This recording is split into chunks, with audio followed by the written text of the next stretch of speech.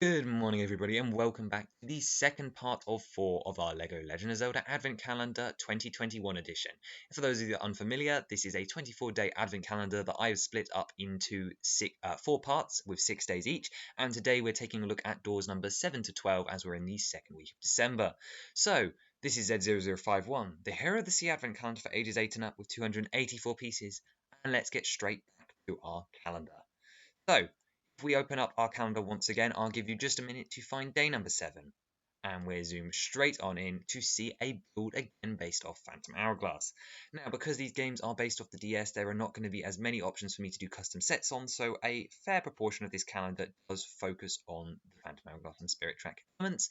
As well, this is the best opportunity to include some iconic things, such as the actual Phantom Hourglass, which appears here on a very simple podium build based off some wedge plates in dark bluish grey and dark tan, with a bit of crenellations, and then the new hourglass piece which was introduced this year in, I believe it was a Disney Princess set, and then it appeared in the Ice Castle, and then a Hogwarts set, maybe. Either way, this is the new piece that appeared this year in the Sanctum Sanctorum. There we go.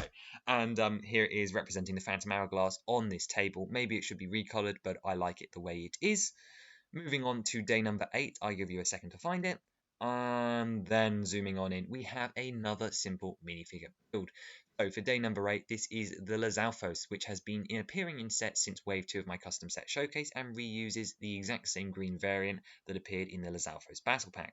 Now, just like in my 2020 Advent Calendar, which if you haven't watched, you should check that out, we reused the red Bokoblin without any changes, and I've done the same here for the Lizalfos, using his generic Breath of the Wild green variant, just to add another option to enemy build, just like how these Star Wars Advent calendars often include simple stormtroopers, which obviously appear in other sets, but then again appear here.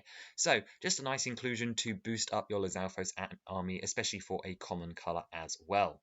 Now moving on to day number 9, we can see that we're back to microscale builds again, this time from the Wind Waker, and this is a microscale Tower of the Gods. Now, if I didn't mention it earlier, this advent calendar is heavily inspired by the Wind Waker, Phantom Hourglass, and Spirit Tracks, the Hero of the Sea trilogy. However, elements like the Zalfos are also appearing.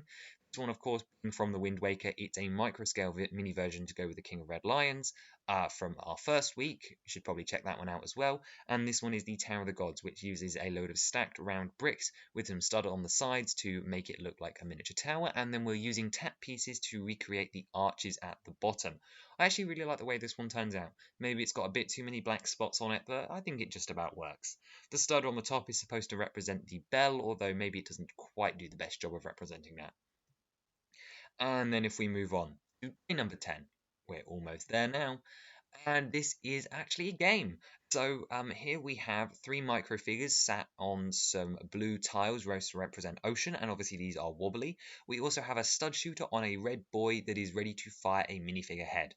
Now the idea is that you can align this up and aim it to fire, and then launch the stud shooter at the microfigures to knock them over.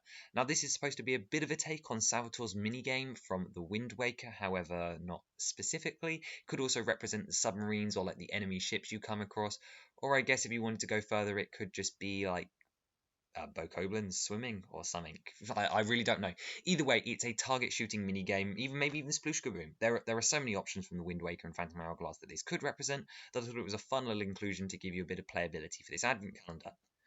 Obviously, if we go into day number 11, we will see that, of course, any game needs ammo, and here we have another 3 minifigure heads on a bomb stockpile, ready to be used in the minigame, but also to add to your Wind Waker scenery.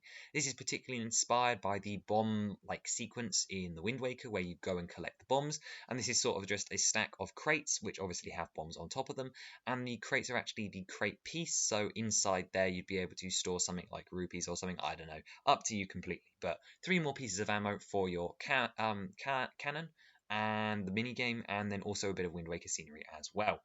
Now for our final day for this week, we have day number 12, and if we open it on up, we see we're getting another minifigure. Now this one was advertised fairly on the front of the box, and this is Elf Zelda. Just like Elf Link from last week, again, you should really watch part 1. We have Elf Zelda here, and she is supposed to be a play on the Hylians being sort of elves, and then elves from Christmas. So once again, we have the elf torso with a belt buckle that has been recolored to fit more of Zelda's Breath of the Wild research outfit colors. So we're using that light medium blue, a darker blue, a gold accent, and then a brown belt, just like the one she wears.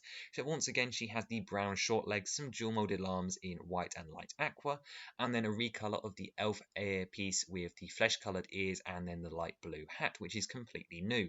She's also wearing a recolor of the scarf, either in yellow or gold, whichever one you fancy, and she has a shocked expression. Her mouth is open. She's seen something shocking, whether that's good or bad, who knows. I guess we'll just have to wait for later in the calendar to find out. And without further ado, that does it for the second part of our LEGO Legend of Zelda Advent Calendar 2021 edition. We had a nice couple of builds today, more focused on like scenery and stuff, but that's it with the Advent Calendar. You get a lot of scenery, a lot of micro builds, a couple of figures thrown in, but there are still plenty more exciting days to come up, including some of the best and most versatile elements in this calendar. Yes, that's right. Upcoming next week, you'll have to guess down below, days 13 to 18. And let me tell you, I definitely think there are some versatile things for any LEGO Zelda fan, stuff that maybe should even be appearing in CMFs, really. But if we just do a quick rundown of this week, we had our Zalfos, our bomb stockpile, our Phantom Hourglass on a podium, the Tower of the Gods in microscale form, a little bomb shooting game, and our Elf Zelda minifigure, building our total builds for the Advent Calendar to 12.